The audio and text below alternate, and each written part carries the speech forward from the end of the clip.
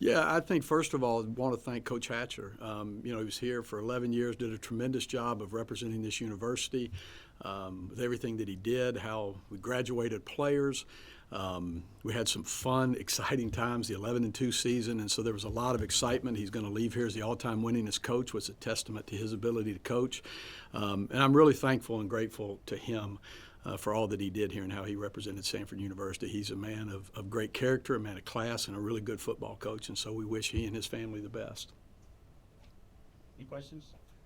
So beyond the record, what did you see, and I hate to use the word deteriorate, but that's the word that comes to my mind, over the last couple of years? Yeah, I think just the record, obviously. I mean, we came off an unbelievable 11-2 season. I think we were 11-21 since then, and I think just consistency, I think, was the hardest part.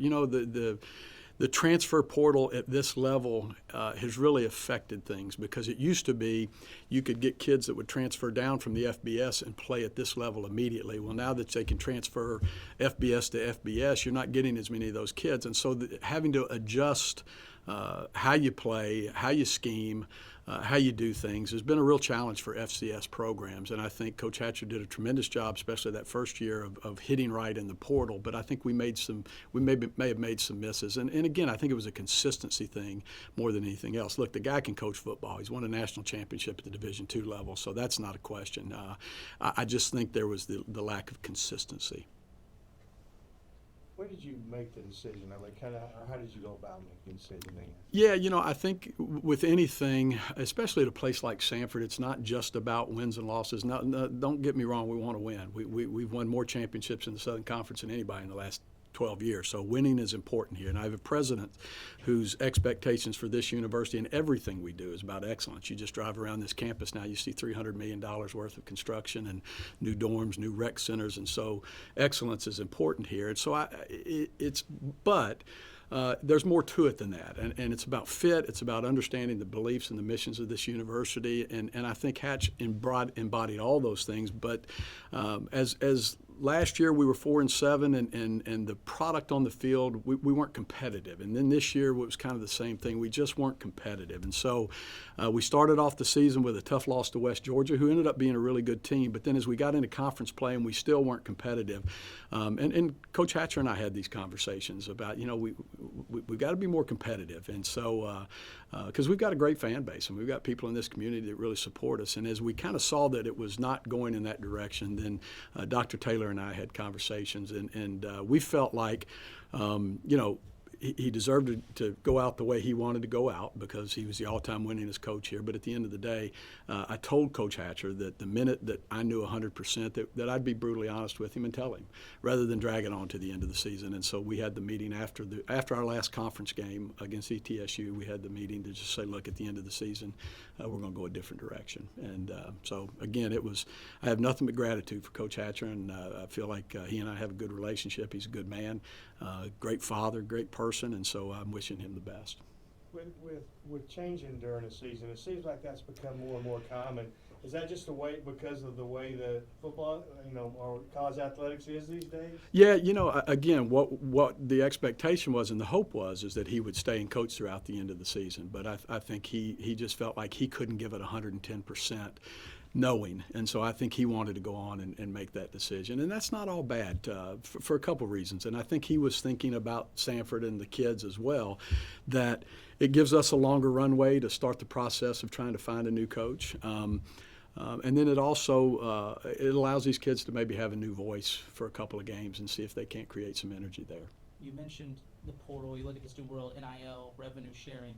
Kind of first off, as you look for a new coach, how does that shape who you're looking for, the traits you're looking for, and how do you feel Samford is positioned to succeed in this era? Yeah, I think the portal has been interesting at this level because, again, like I said, you used to could transfer down, so you could always count on getting those kids eligible. Now you've got to really evaluate the high school ranks.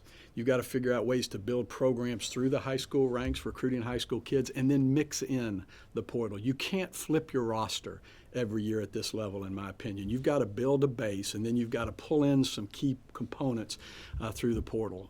We have to develop kids at this level now. The James Bradburys and the Jaquiski Tarts, those kids aren't coming through the door anymore. They're going to go get money at the Power 4 level or the Group of 5 level. And so for us, it's really to be able to identify those kids who you can develop. Maybe you get an offensive lineman that's 275 that you can put some weight on him, and he's got the strength and the skill and the size that eventually he'll get in to be an all FCS type player. But you got to develop those. And so I think it's a combination of building the base with high school kids and then sprinkling in some key components through the portal. You can't go portal heavy. If you go portal heavy at this level, in my opinion, it's a disaster. It's a recipe for disaster. And that consistency that we talked about, you can't build that consistency. I think that's an interesting point, because many would think it would be the other way. Yeah. Right? That I get portal guys. Yeah.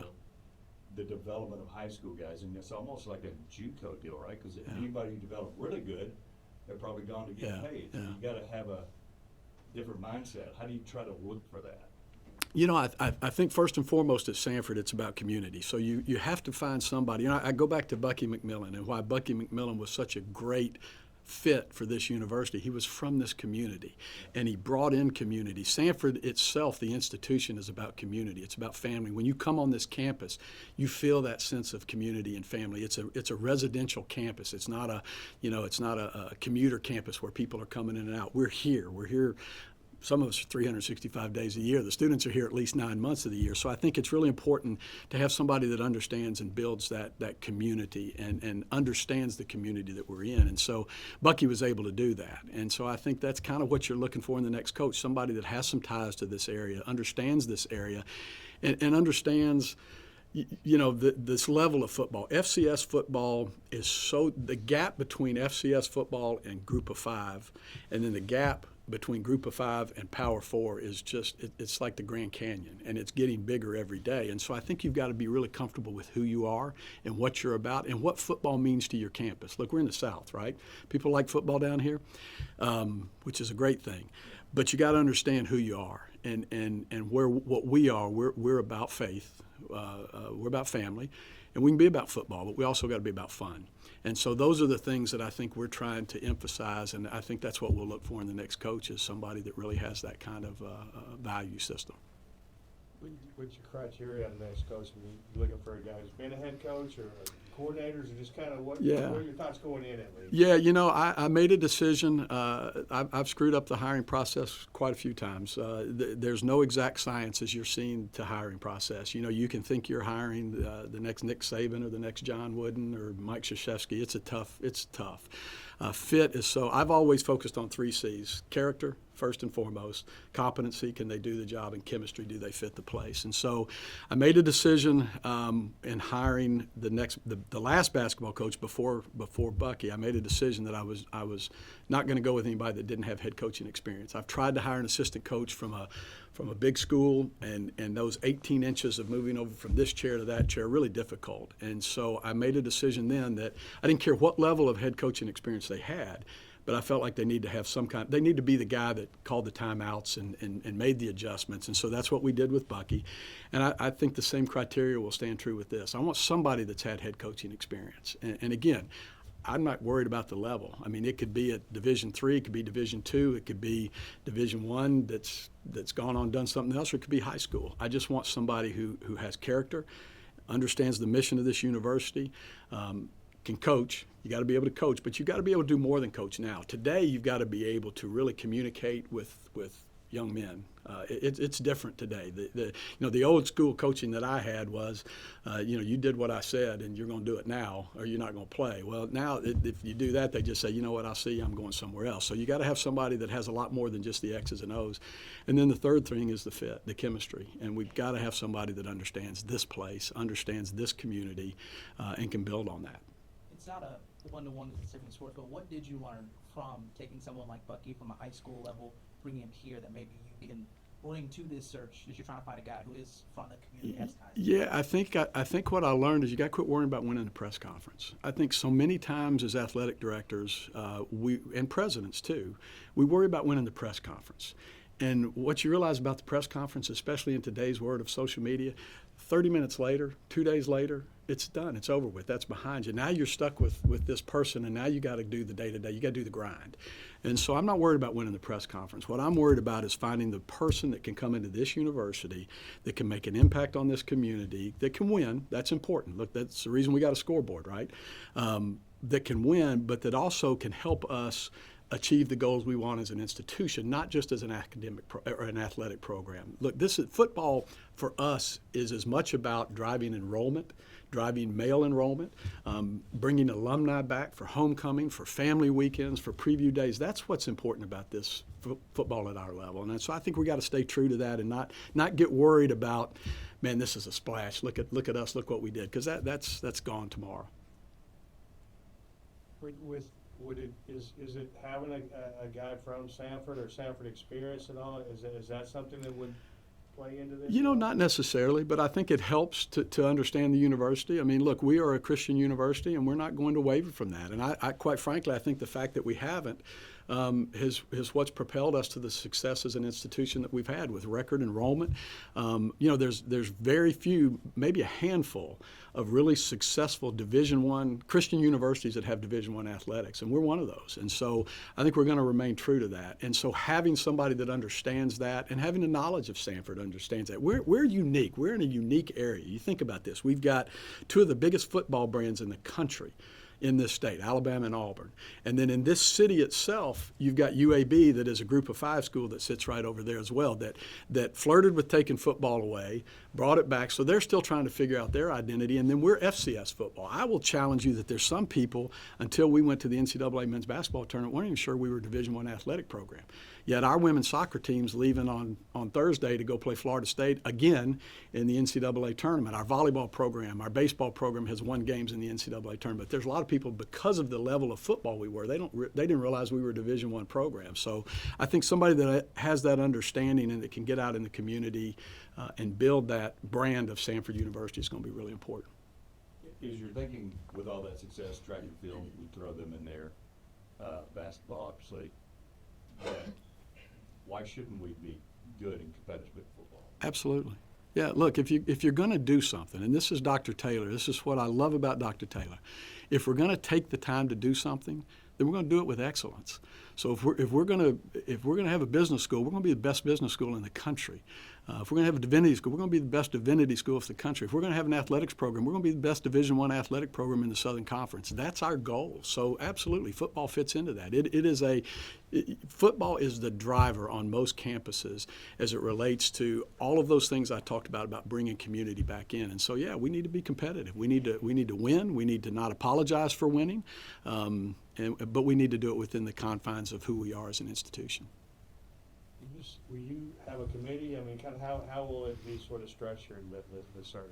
We'll have, the president will be very involved. Obviously, I'm not going to hire a search firm. I've never hired a search firm. That you could argue that's good, bad, or the indifferent, but I'm a little old school. I feel like the role of the athletic director is to hire and fire coaches, and so I'm not going to hire a search firm and have somebody else kind of do the legwork.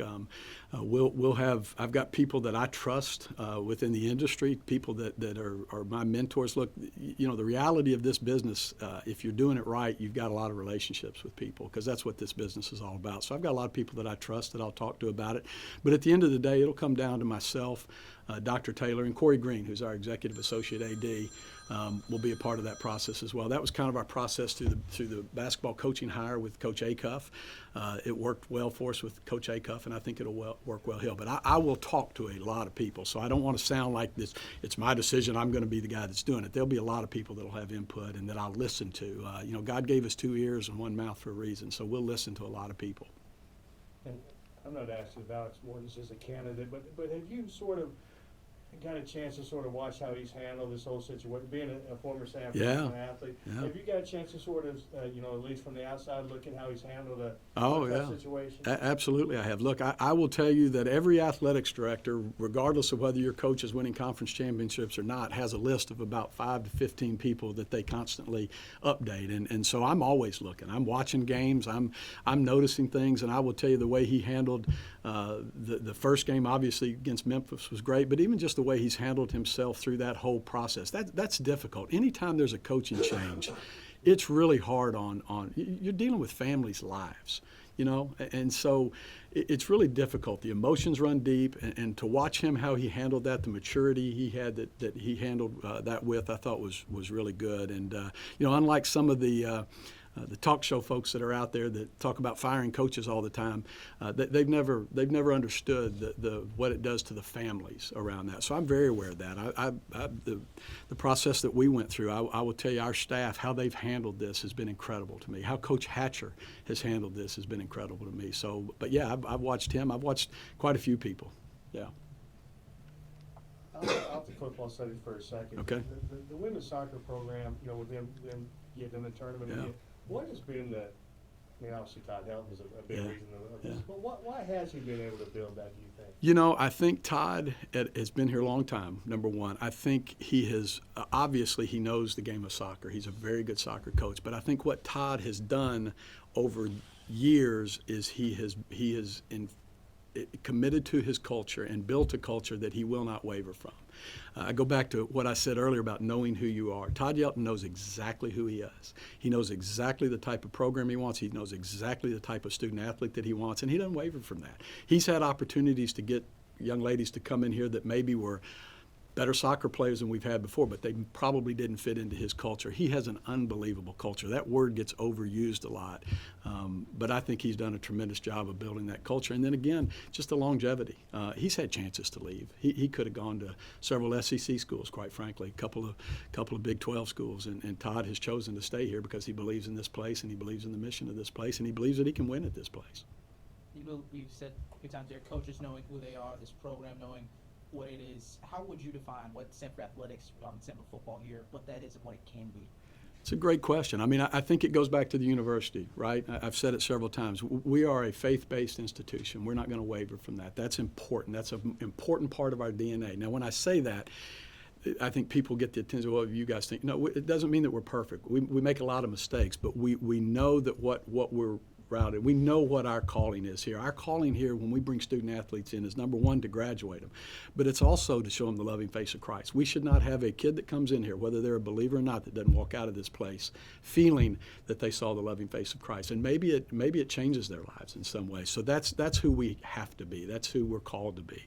And so I think that's really important. And I think our coaches that we hire, our people that work here, again, none of us are perfect, but we know that's what we're all about. And what's been fun is to see not only student athletes but coaches that have come in here that have embraced that and it's changed their lives and it's helped their lives and they've gone off to be better people. And so yeah, it's just that's who we are, and we're not going to waver from that.